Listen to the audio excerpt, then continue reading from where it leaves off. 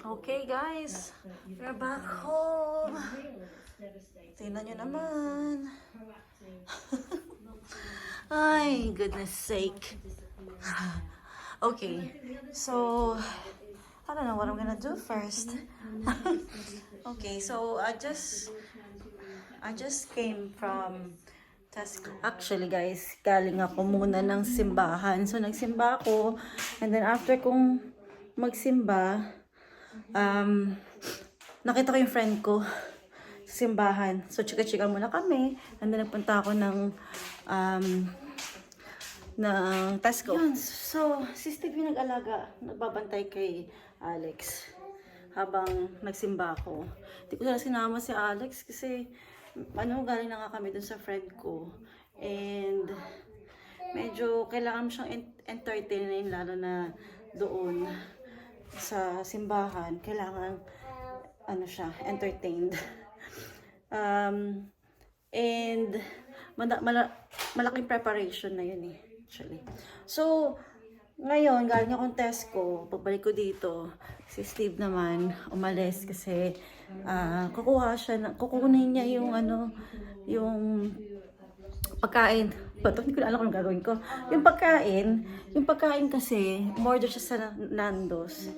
So, yun, pumunta na siya sa Nando's para kolektahin yung food namin, dinner namin. And I'm gonna make food for Alex. Sabi naman ni Steve ko, he's been eating fruits daw. Meron dito grapes, banana, wala nang laman. Okay. So, may blueberries dito. And guys, after nito magpaplansya pa ako. And then tomorrow is a busy day. So, darating dito yung parents-in-law ko. And then, I'm not sure kung makakapunta pa kami dun sa event, autistic event.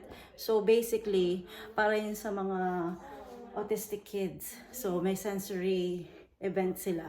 We've been there before once, and then we're planning to go there again, second time around.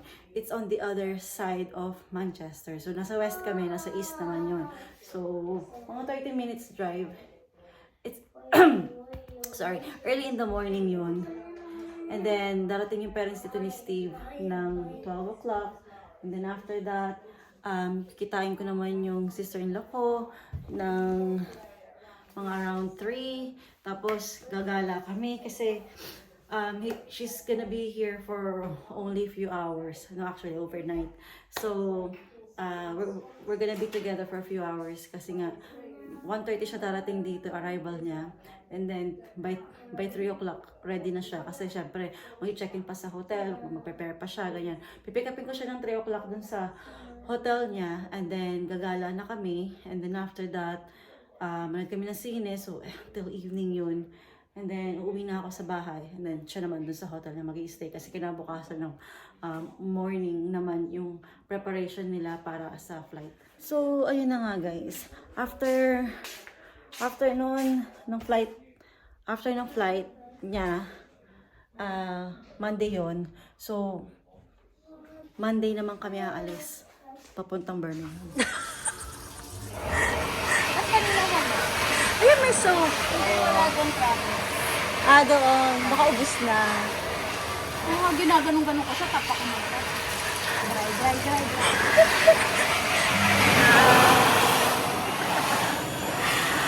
Sawa dito dapat.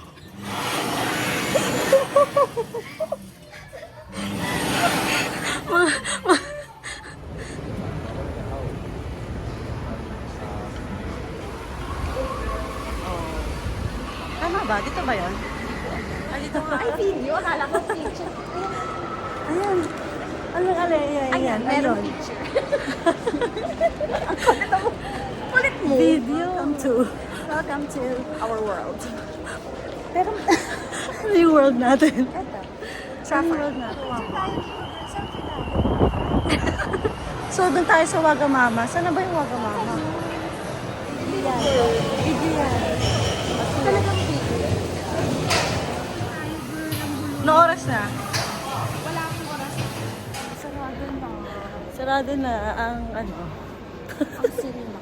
Yes. Ay, nasimlan ba natin? Parang hindi ano. Ano? Ano na? Video yan. Paikot pa. Happy birthday! Ayan ang kanina birthday. Ah, yun na nga yan. Oo. Ano yan? Awards. Wala namang wala namang ilaw, hindi makita. And the contractor is in and out of this building all the time, supporting individuals Nakalagay lang, to make sure birthday. they're doing the best for their team behind the scenes. And he's always the person on the end of the phone for you. So congratulations to Jamie Stewart.